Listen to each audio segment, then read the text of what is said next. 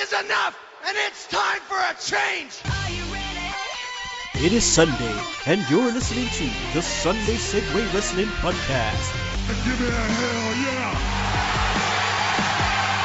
Get some love! Woo, yeah! With Kinny Killa. Hey, yo! We're in the big D tonight, baby, and we are live! Woo! I'm the gal them sugar should. The best there is, the best there was, and the best there ever will be! Cause that's the bottom line! The Stone Cold said so!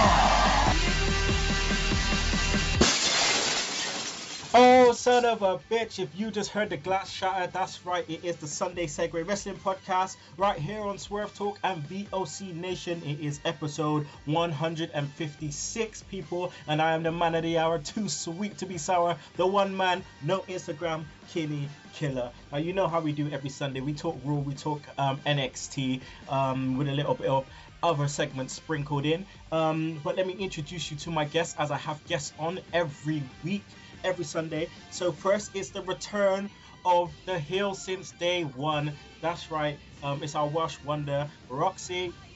Hello. Hey, and obviously when Roxxi comes, it means that Carwyn's here too. So let me introduce you to Carwyn Rees, people. What's up, guys? How you doing? Good. Now we have a debutante on the show. We've had debutantes over the last couple of weeks, and I just keep bringing them on. That's right, it is Mike from the Wrestling Express. How you doing, Mike? Good, how about you guys? Good. All the way from New York City, Long Island. So how are you doing, my friend? Excited to be on the show? Of course. That's great. I mean, I've been speaking to you for a while now, so it's about time that I managed to get you on the show. Yeah. Roxxi, it's been a hot minute as well, hasn't it? Oh yes. Yeah. Our brief encounter at NXT. I saw you from afar, and it's just a shame we couldn't shoot the breeze after, but I know there'll be more times. I know there were like 1 million people who saw me, and I was just like, "Where are you?" I couldn't see anybody, but everyone could see me. Oh. me and Shugs was sitting there, and I was like, "Hey, I swear that's Roxxi with the IC title." Yeah. Carwyn, I'm sure you had an IC title as well. Well, they were both mine. Yeah. Oh. I have to admit, Wait a minute, Carwyn, how has your missus got 2 IC titles? She hasn't. She's got an IC title and a Divas title. Oh, I was definitely not taking the Divas title. Oh man. Right, as always, let's kick into it. Sunday Segue Wrestling Podcast. Check out our website, the Sunday Segue.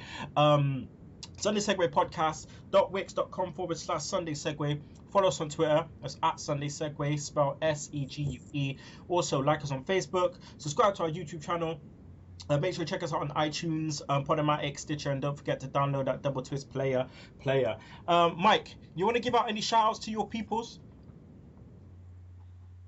I don't really have any peoples. Oh, well, you want to give a shout-out to anyone in particular then?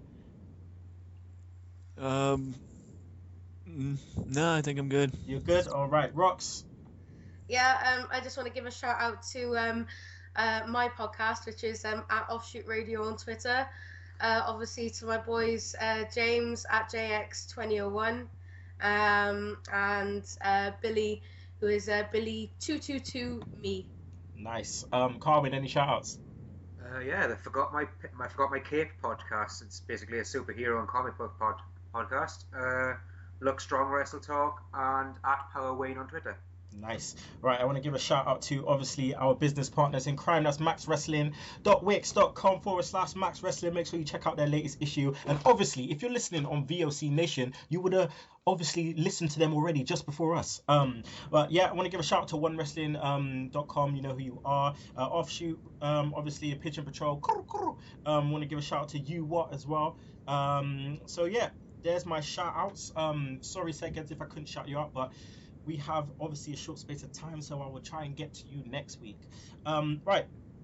So, Mike, this is the time where we ask you to do your impression. All debutantes have to do it. Roxy's been through it. Carwyn's been through it. And now it's your turn, mate. Can you give us your best Randy Savage? Ooh, yeah, if you can, please. In 3, 2, 1.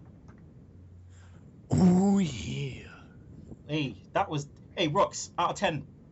I I give him a 9. Yeah, man, that was good, Mike. That was good. Can you let all the people know as well who your favorite current wrestler is and your favorite wrestler of all time? Favorite wrestler currently, unfortunately, he's injured, but I love Cesaro. Cesaro, nice. That's a nice pick. An all-time wrestler? Gino Hernandez. Say that again, sorry? Gino Hernandez. Nice. Hey, you know what? That's a first for him. So I'm happy that you managed to put that guy out there because not a lot of people do. So that's nice. I like that. Let's kick it into Raw straight away. I mean, we'll start off with Vince, Taker, Shane. Rox, obviously it looks like this may be the main event for WrestleMania. Contrary to other people's thoughts, but I mean, Vince, Taker, Shane, for me, still no explanation as to why the hell Undertaker is doing Vince's bidding. I don't get it. Yeah, it's really strange. I mean, I think I could see it coming a mile off when Shane McMahon came back, and when they were like, he said he's gonna have to fight for it. The most obvious opponent was gonna be the Undertaker, but apart from that, there's no explanation as to why he's doing it. Like, I was expecting Undertaker to retaliate with a, well, you might be my boss, but I'm not your bitch kind of, angle. But yeah, it's a bit strange. I mean, what do you think about it? I mean, it's a strange one. It is a strange one because I feel like they should have nipped this in the bud straight away from the beginning. They should have said, the Taker should have said something, but instead what he did is we kind of brushed it to one side and was just like, what's going to happen. And it's like, okay, but it's lazy booking. Let me get to you, Mike. Shane comes out, here comes the money, dancing as he does, comes to the ring, dance straight in front of Taker, and he calls Taker Vince's bitch. Now, do you think that they should have allowed Shane to go that far into goading Taker? Mike? I mean, what's your thoughts entirely anyway on this whole angle and the fact that Shane McMahon is going to be taking on Taker at WrestleMania? I think that they are trying their best to make a match that people want to see, but I think they're backing themselves into a corner with the finish, because I don't see Shane actually beating Taker without help. I like that. I mean, because it's going to be a hard one to decide, because you've got Taker, who is obviously it's Undertaker, and WrestleMania is one of his things. And then you have Shane, who's preferably going to be the savior, which means he has to beat Taker. Now, Carwyn, that is a weird situation WWE has put themselves into, and I don't understand why. I think it's pretty much so to the every other wrestler that's faced the Undertaker at WrestleMania that they're going to have maybe Shane win over him. Mm-hmm. The names that Undertaker's beaten: Triple H, Big Show, Mark Henry, I know it's not a big one, Randy Orton, Kane, Shawn Michaels, yeah. You just look at that list and you think, really? Shane McMahon of all people? The only way I can see it happening, and the only reason I can see it happening, is because you look at who's left on the roster from when The Undertaker was in his prime. Shane McMahon is really... Well, he's come back. He's one of the only credible opponents that's still left in the Attitude Era that can actually put on a decent match. Yeah, true. I'd say, as the match itself, the booking has been absolutely terrible. But I think this match comes down to a crisis in WWE's talent and the fact that they've got nobody credible to face The Undertaker due to all the injuries. Yeah, again, it harps back to the fact that WWE have a failure of creating longevity, long-term superstars, and just hanging too much on your Cenas and Undertakers and outside talent who haven't been on the main roster for, regularly. What quickly before we move on, Roxy, do you feel that Shane's botch messed up the ending? You saying with regards to the fact that he misplaced his words. Oh right, yeah. I just feel like the whole segment is such a shame because I feel over the past couple of weeks, the match has been building and building and building since the initial Shane McMahon's back and this is what he's got to do. That initial shock it was all, in my opinion, completely broken down this Monday. I mean, watching him, like, you know, the way that he was punching the Undertaker, if you can call it. I mean, I think that even with the botch, it was just a bit of a mess. It looked like it needed to have been rehearsed, you know? It looked like it was. I mean, the fact that Taker had to sell them punches, jeez. No, I just thought, holy shit, this is almost as bad as a Roman Reigns promo. Oh. You know what I mean? It was like, you know, weeks to build, seconds to destroy. That's how it felt for me. There you go. Well, speaking of Roman Reigns, we're gonna segue on nicely, Mike. Roman Reigns, he wasn't advertised to be on the show. He came, and obviously he had an interaction with Triple H. Still boos. Now, what's your thoughts on Roman Reigns and the way he's being booked by WWE? Is it his fault? Is it creators' fault? Whose fault is it? Because they have, again, like you said before, but they've booked themselves into a situation at WrestleMania where Triple H looks like he's going to get cheered. There's no doubt Triple H is going to get cheered at WrestleMania. Because most of the audience is going to be internet wrestling fans, as it always is at WrestleMania. But I think it's creative's fault. Okay, so in terms of saving the match, how can they do it? How can they save the WrestleMania match if Triple H is going to be getting cheered and Reigns is getting booed? How do you reckon they could do it, Mike? Dean Ambrose.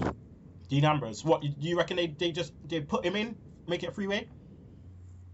I mean, I think after him losing at Roadblock, rather, I think it's a little tough to put him in the match, but I think that would have been the only way they could have saved the match. Okay. Carwyn, we have, Reigns coming in, and he's putting on the violence. No talking, straight on Triple H. He's busting him up left, right, and center. He's even taking out referees with. He's going crazy. You know, he has to take Mark Henry and the Usos to kind of, stop him from mowing down Triple H. Now, do you think this was the ideal way of bringing him back? Let's not forget as well that the important person who helped calm Roman Reigns down in the fact that it was Jack Swagger. Jack Swagger was the guy who calmed him down. He must have offered him a blunt or something, but he calmed Jack Swagger down. Yeah. Talk past, man. In terms of the promo itself, it's sorry, but it's maybe a year and a half too late. If they were going to do that, they'd have to bring him out of the Shield, coming out as this badass destructive force, but they made him look like a right soppy twat over the past year now. Getting beaten by everybody and everybody, getting so close to winning the match, and then bam, is taken away. It's a wrong gimmick for Roman Reigns. I mean, you look at Dean Ambrose and Seth Rollins. Me and Roxxi were talking about this the other day. From the Shield, they have evolved. They've got their own personality. They've got their own gimmick. They've feuded with each other. Look, Roman Reigns has still got the same ring gear, the same entrance, the same moveset. You know, you can't expect history to be a factor in why somebody's loved in terms of Roman Reigns, because the main reason people love the Shield is because of Dean Ambrose and Seth Rollins. Yeah, you've got no character progression. You look at Dean Ambrose, at least he's the lunatic fringe. He's got the leather jacket. Seth Rollins coming up looking like a Power Ranger. Even though I love those outfits, he looks distinctive. He's different. Roman Reigns, same old guy, nothing different. And if anyone wants to see a different Roman Reigns, go into YouTube, write in Roman Reigns NXT interview, right? And just watch this guy and see how completely different he is, how he was in NXT, where they just gave him the ball and he can say exactly what he wanted. And it seemed like he was an extension of himself. So if you can, I'll put the link in the comments so people can see. I'll do that in a bit. But Roxxi, in terms of Ziggler, I feel sad for the guy, man. It's like this guy's been put in all of these random roles and he's not going where I suppose we feel he should be going. I mean, it was a good match though with Triple H. Yeah, it was. I'm quite glad that you've actually posed the question to the world's biggest Ziggler mark as well. To know how much of a mark I am for Ziggler. This is the thing that I didn't get about the whole Ziggler angle. I mean, he just seems to be getting shat on from a great height all the time.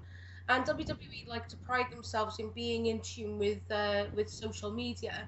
Now, what I didn't understand was even though I was up watching Raw live, and when I do stay up and watch Raw live, I keep an eye on the trends.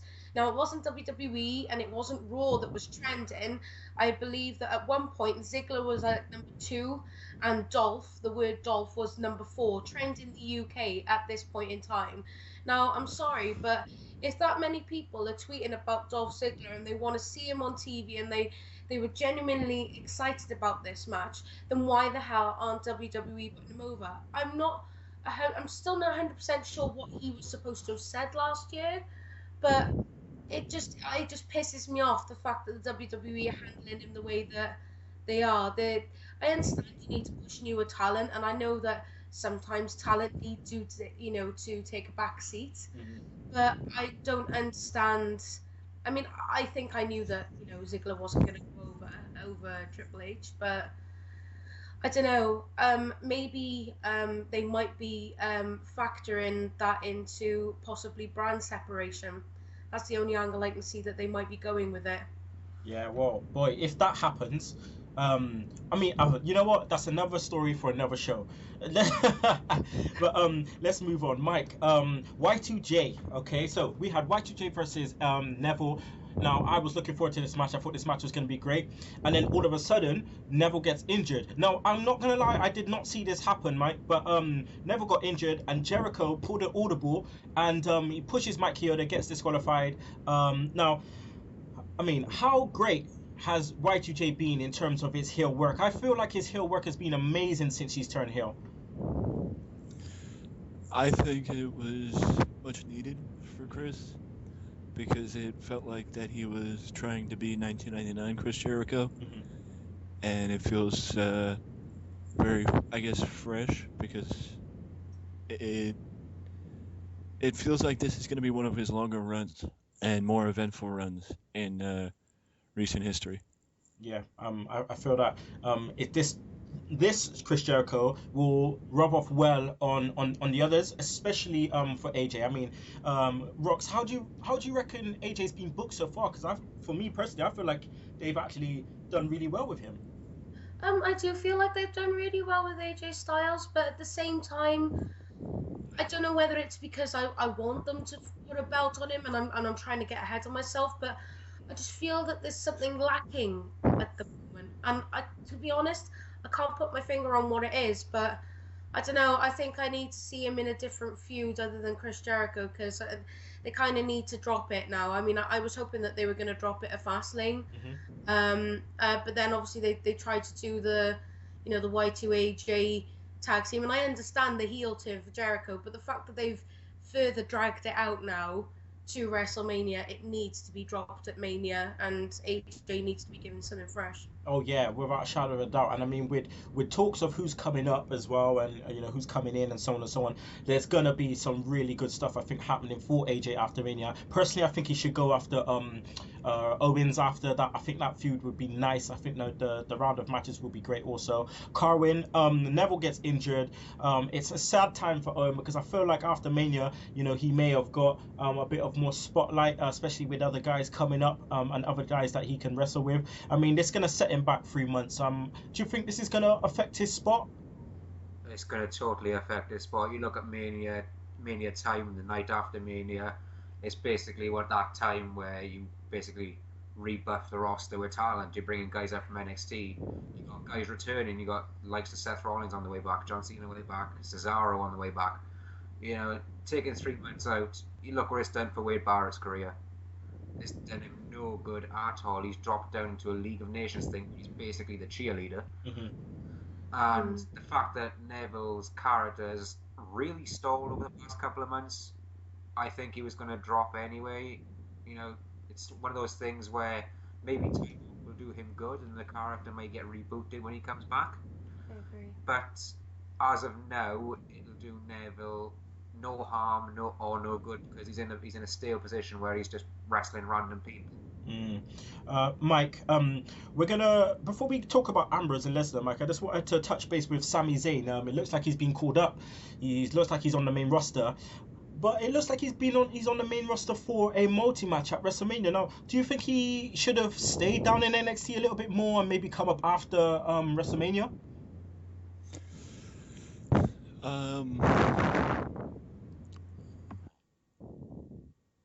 Yes, I think so, because I think that the best match for Sammy in his debut on the main roster, or return to the main roster, would be one-on-one with Kevin Owens. Yeah, without a shadow of a doubt. It seemed like, you know, in previous times that the way that they did with the Royal Rumble, and especially the way that they did with his return, that they were going to go this route. But the way they kind of put in with the Miz, and you know, and obviously it looked like Neville was going to be involved. It looks like they're going to be a multi-match. But I agree with you. I think a one-on-one match would have suited him. Hey Rox, what did you think about Owens on the commentary? Oh, he's class. To be fair, I mean, I've seen the Kevin Steen show, so he can obviously hold his own when put in a position like that.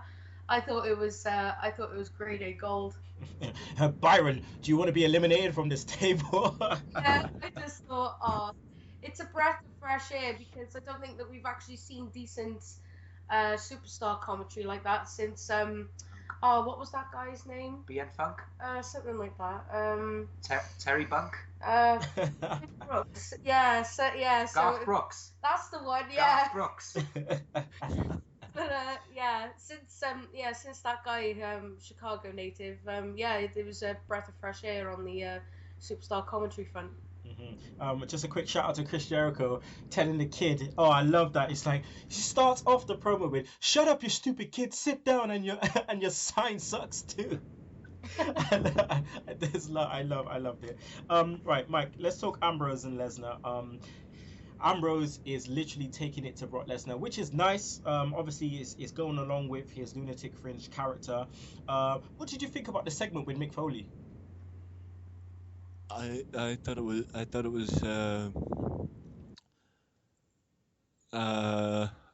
one of the better segments on the show, which really doesn't say much for the other segments. But yeah, I thought it was one of the better segments on the show, and a very well-timed segment. By that I mean, you know, Mick just gave him the gift, walked out, and then you let Ambrose take the barbed wire bat out of the present. Yeah, I think this definitely sheds a lot more light on the bat. And so it's not just like he's taking out some random weapon at WrestleMania. He's taking out something of significance, which is a good thing to do, I felt. Carwyn, the Mania match. I mean, there's a lot of gimmick stuff going on at Mania. Do you think this is one step too far, them having a street fight? I don't think it's one step too far at all. I think it's the perfect match to put Lesnar and Ambrose against. You look at the destruction that Lesnar could cause in a street fight, but then you look at how insane Ambrose is and what he's willing. I mean, you've only got to look at his CZW work to see the guy can do a hardcore match. Obviously, WWE aren't going to put it on that level. But with the whole Mick Foley thing passing over the barbed wire baseball bat, it's kind of signaling a passing of the torch to the new guys in terms of a new era of hardcore wrestling. The fact that obviously we can't do all the stuff we've done before. And I think we're not going to be able to see this barbed wire bat used until right at the end. I think they're going to tease it all the way through the match, but they're not actually going to use it.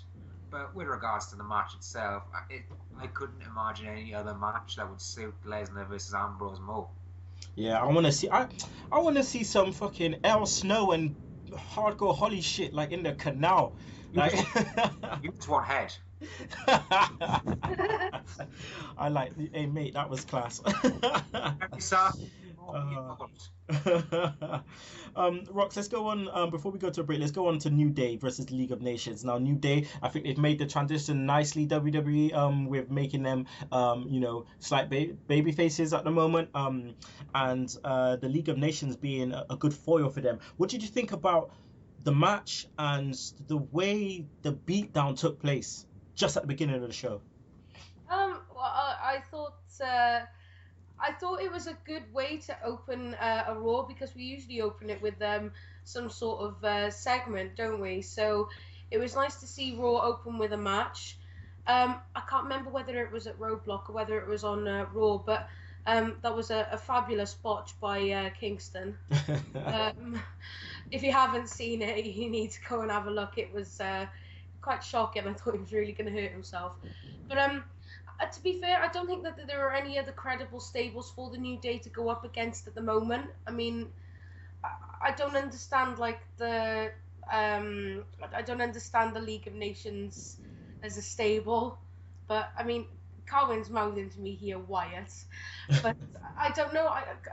Could you really see them going up against the Wyatts? Well, yeah, Bray Wyatt is the new face of evil, and you power of positivity. It's kind of like good versus evil. It's like a superhero movie. It's great booking. I never thought about it like You that. got Bray Wyatt being, oh, we're gonna kill you, we're gonna take your children, all this crap.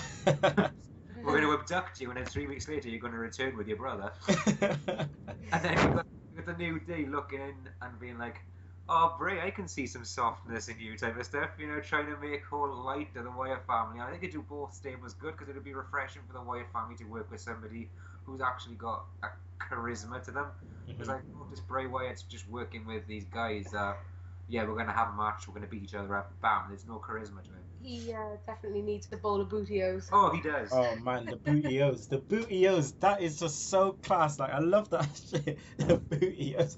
I just love the whole way, you know, Kofi's just, he is, you know, he's just dialed up to 100 now. He's just, I love it. I love the fact that he's doing, you know, the way he does a little skip down the ring, and Big E, and it just the whole thing. And Xavier Woods, I mean, I've been following him since he was in NXT as Consequences Creed, man. And, you know, it's about time, man. It's about time that this guy got, you know, he definitely got the light put on him. I don't know if you guys have listened to Jericho's podcast with him and Cody on it, but jeez, those two used to go to the same, they used to live in the same area, and they went to rival schools, and they wrestled each other. It was so sick. Like, and Cody stole his girlfriend. You need, literally, dude, you need to listen to this Jericho's podcast with Xavier Woods and Cody Rhodes, talking about how they grew up together. It's crazy.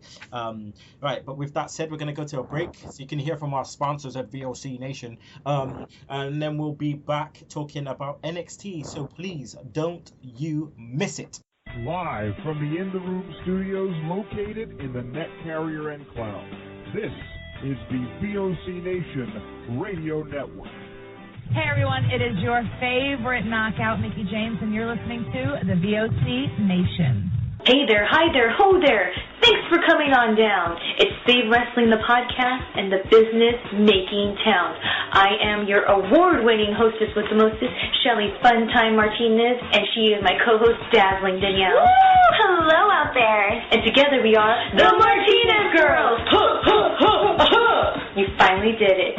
And you can join us here Monday, 6 p.m. Eastern on the VOC Nation as we save wrestling together, Danielle. Fighting crime. Woo! And we're back, people. Sunday Segue Wrestling Podcast, episode 156. It's your boy Kinny Killa, out here with Roxxi and Carwyn, and also the debutante Mike from Wrestling Express. So, guys, we're going to be talking about NXT, the NXT Fallout.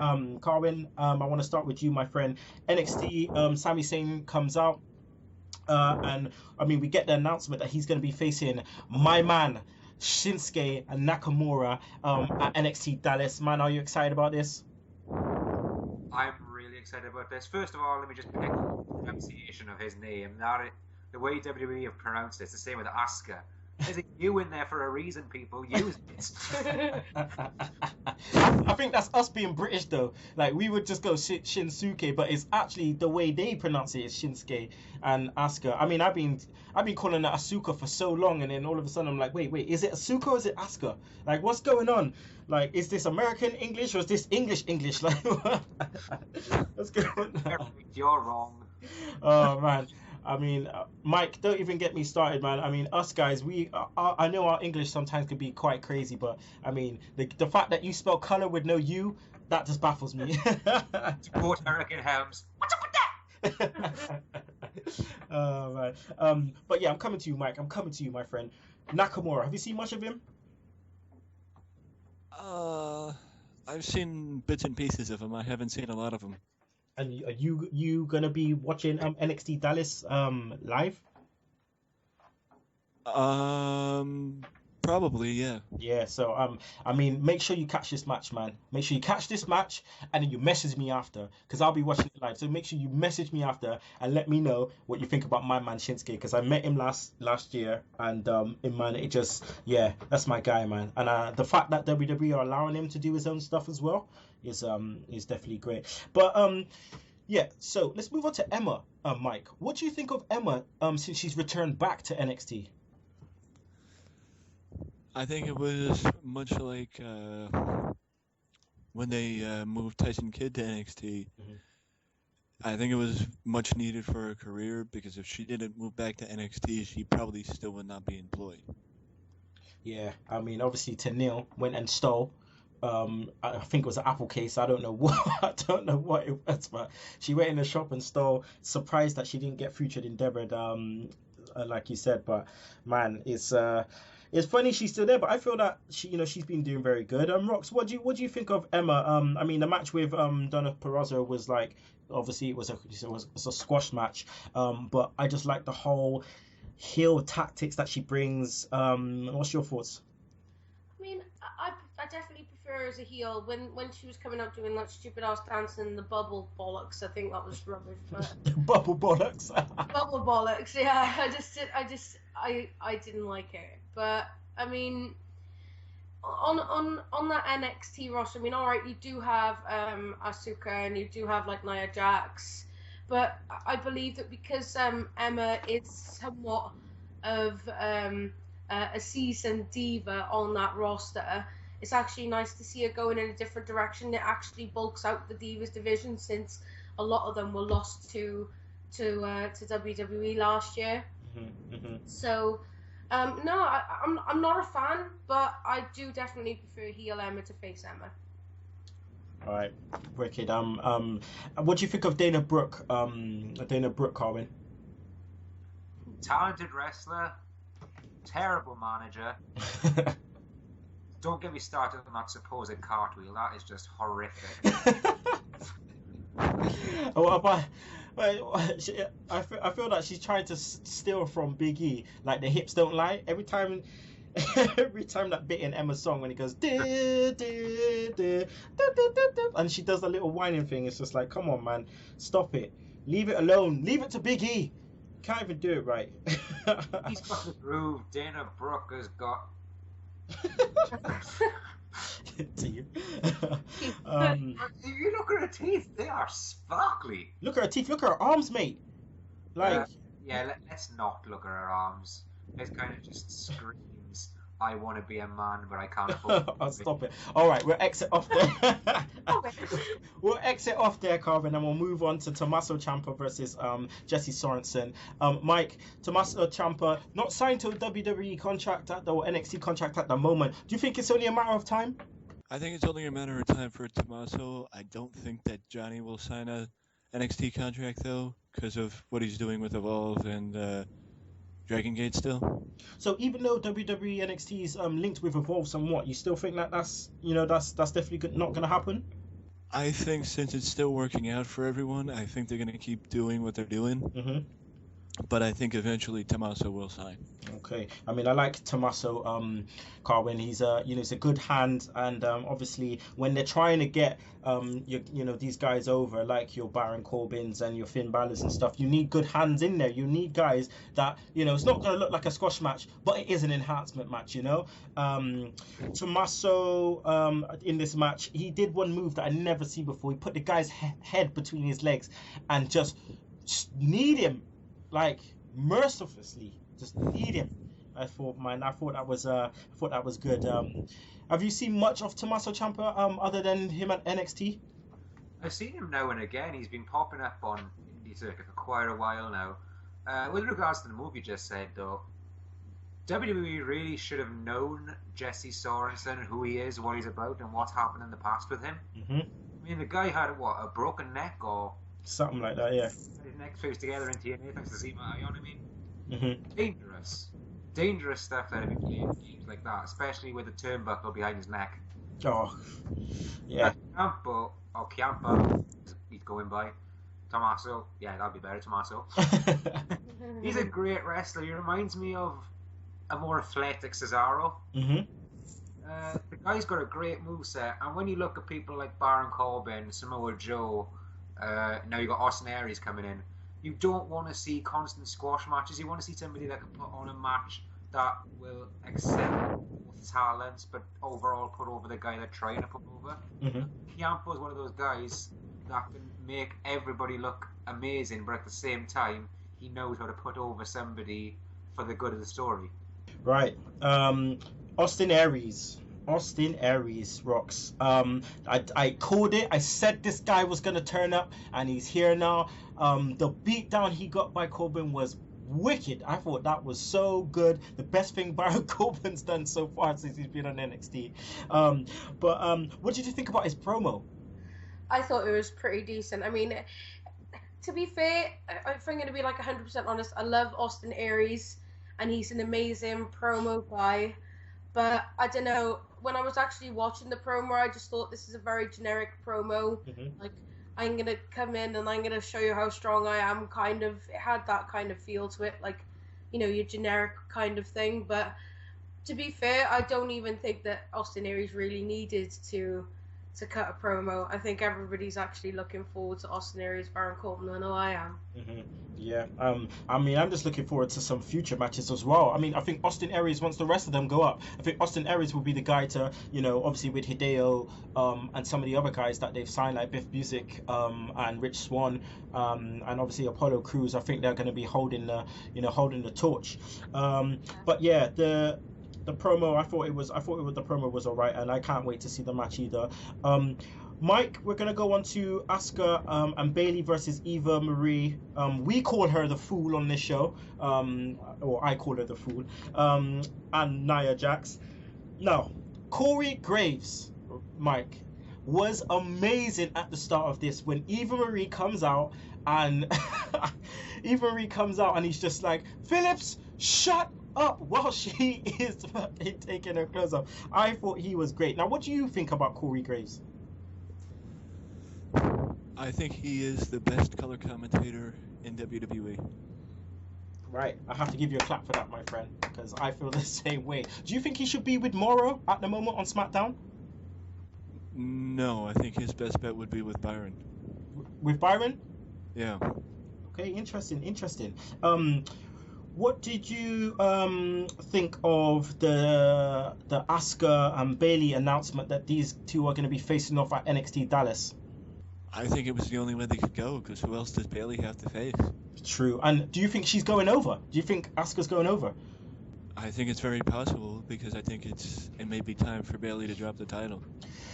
It's going to be important. It's going to be an important match, because do we make Roxy? We make Bayley tap out, or or is it just a great match and then she gets pinned clean 1, 2, 3? Because they often do say when you're on your way out, man, you got to lay down. Yeah, I personally, I think it would be better for her to have a clean pin than to tap out, because Bayley's held that title for such a while now. Like Mike said, it would make good sense for her to drop it to Asuka. So, I totally agree. Clean victory, but a really long, well thought out match is probably the best way to go. Yeah, I just want to see some kind of reversal from the belly to Bayley into something crazy. I just want to see that. Carwyn, quickly, I mean, Nia Jax and Eva. Oh no, forget Nia Jax, just Eva. Right now, I have been on her like crazy since she turned on Total Divas and whatever, and I'm like, why are we giving her screen time? She can't do shit. Why are we giving her screen time? Then Brian Kendrick comes in, starts teaching her some shit, and I thought, okay, if she wants to go and wrestle and she's trying to learn, all props to her, you know what I mean? Like, I have now been in the ring, so I know how, what the bumps are like and how hard it is to get into it. But I mean, is it worth it? Do you reckon she can get any better than she currently is? I mean, with experience, obviously comes better knowledge of the ring. Going to put her in matches that she's got to have the right opponent. You just chuck her in there with anybody like they did when they were on Raw. Mhm. When they had, I think it was Natalia that was helping her and somebody else out. That's right.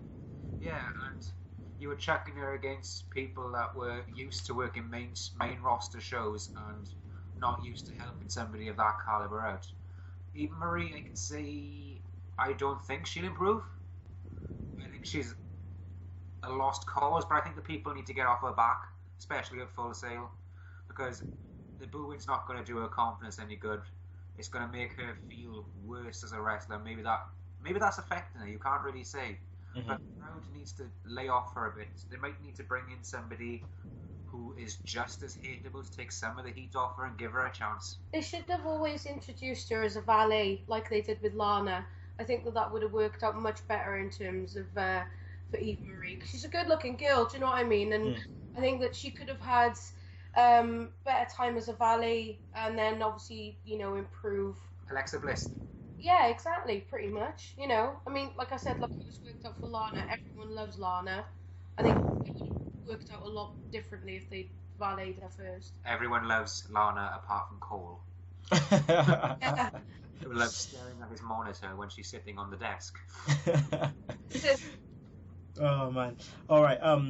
Before we go to break, we're just going to talk about American Alpha Rocks versus the Vaudevillains. Now, this was for the #1 contendership for the NXT Tag Team Championships at NXT Takeover Dallas. Before we get to the match, what do you think of American Alpha and the name? I'm still a little bit undecided on the name. I mean, the American bit I get, the Alpha bit I get, but both together, I'm not 100% sure.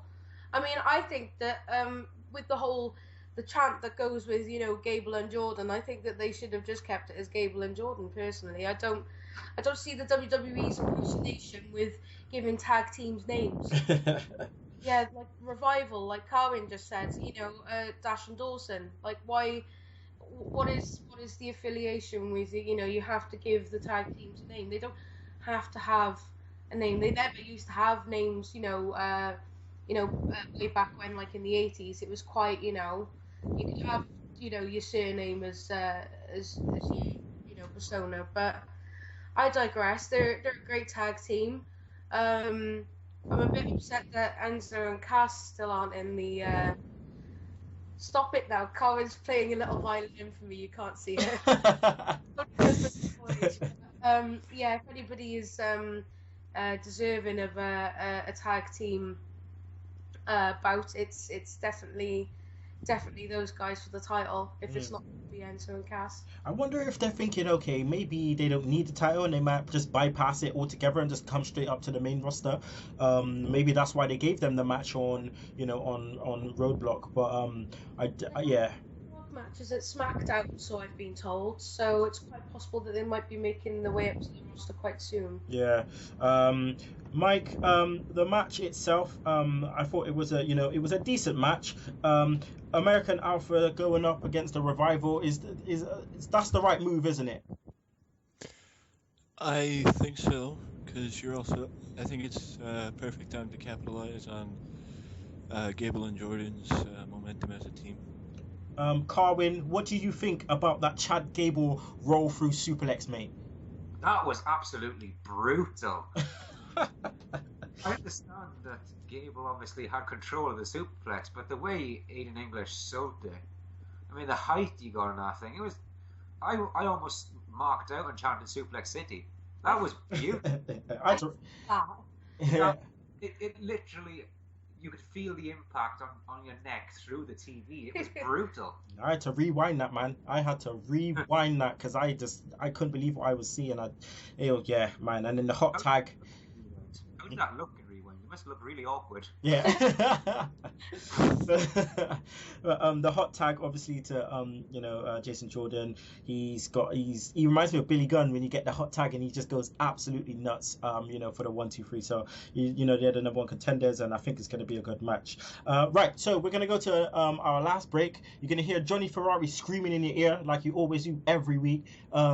Promoting Swerve Talk. But after that, we'll be back with Shook Stunners, Segue Time Machine, and my man Mike will be running the 10 count, so don't you miss it. What's up, everybody?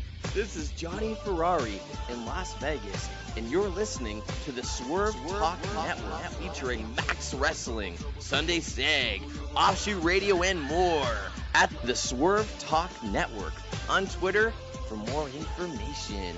Woohoo! And we're back, final part, Sunday Segue Wrestling Podcast. Your boy Kinny Killa, that Roxxi girl, Carwyn Rees, and Big Mike from Wrestling Express. Right, so, Shook Stunners. Jobber of the week, I'm afraid, has to go to Dolph Ziggler, right? Because he has been losing so much recently. I can't remember last time he won. So, he has to go to Dolph Ziggler. Move of the week has to be the roll through suplex by Chad Gable. That just beats everything. It just beats everything. Now, wrestler of the week has to go, for me, wrestler of the week has to go to Y2J.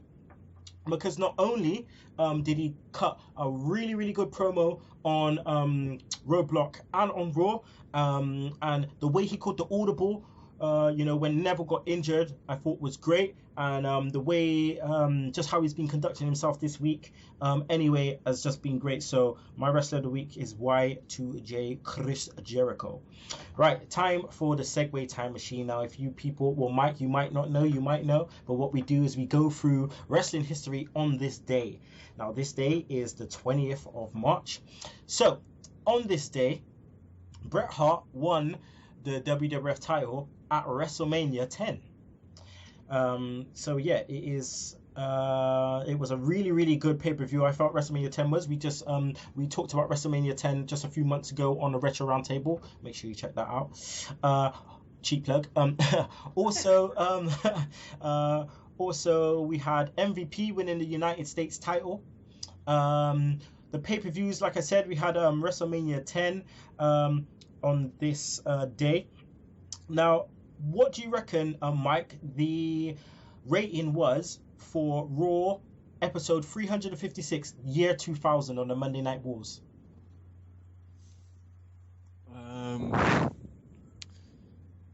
Probably somewhere in the mid-6s.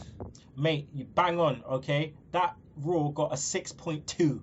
A 6.2, right? Now, this is what the card was. We had number one contenders match for the WWF tag titles. It was a qualifying match. Hardy Boys defeated Degeneration X, X-Pac, and Road Dogg. We had Bossman and the Godfather going to a no contest. We had another tag titles qualifying match. Too Cool defeating the Radicals, Perry Saturn and Dean Malenko. Kane and Rikishi went to disqualification. Chris Jericho defeated Chris Benoit. Tag team qualifying match. Head Cheese, Steve Blackman and El Snow defeating the Holly Cousins. We had Edge and Christian defeating the Acolytes. Test defeating Val Venus. We had and then we had the number one contenders battle royal, which went to a no contest. The main event was a three-way match for the WWF title. Triple H defeating Big Show and The Rock. Now, Rox, what do you think the rating was on the other side? Nitro 2000. Oh god, Nitro 2000, you're probably looking at a 4. Right, the rating was a 2.5.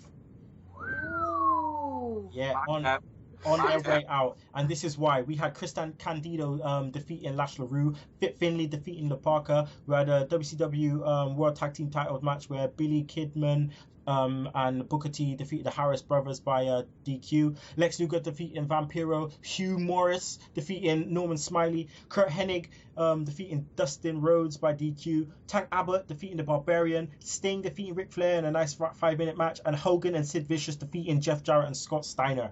Oh man, sad times for you. And that's the end of Segue Time Machine. So Mike, it is time for you to run the 10 count. Now, Roxy's done it. Carwyn's done it. A lot of people's done it. So it's your turn, my friend. Every debutante's got to do it. So how it goes is you have 10 seconds to give as many answers as you can to a chosen category. Okay? So you can pick category A, B, or C, my friend. Go for it. B. B. All right. King of the Ring winners. Right. So Mike, you have 10 seconds to give me as many King of the Ring winners as you can in 3, 2, 1, go. Don Morocco. Yep. Bret Hart. Yep. Owen Hart. Yep. Sheamus. Yep. Wade Barrett. Yep, done. Oh, that was good, man. 5. All right, you got 5. That's nice. You will go up on the leaderboard. At the moment, we have 2 leaders with 8. That's the max so far. So 5 is a good score, Mike. 5 is a good score. What I want to do before we finish up, Mike, is give you the chance now to promote Wrestling Express, if you may, and let the people know where they can find it on the Twitter. My Twitter is at Wrestling Express with 1 S. Nice. And what do you what do you do up at Wrestling Express? Well, I pretty much cover all types of wrestling, you know, from retro wrestling like WCW and ECW to independence to Japan and Mexico to WWE, TNA, and Ring of Honor. Nice. And that's good, because what we're going to do in the Retro Roundtable soon is we're going to delve into WCW. So when we do that, brother, I will be calling upon your services. Right, Roxy, let the people know where they can find you on the Twitter. You can find me on that evil Twitter machine at Roxxi Toxic with 2 X's in both. Carwyn, you know what to do, brother. At Skillet_Wales. Okay, guys, make sure you check out the Retro Roundtable, which was just done yesterday, episode 18, looking at old school 80s and 90s movies. It was a laugh, so make sure you check that out if you haven't already. Also, make sure you check us out on the other side, Sunday Segue TV, happening for you on OneWrestling.com. Make sure you check that out.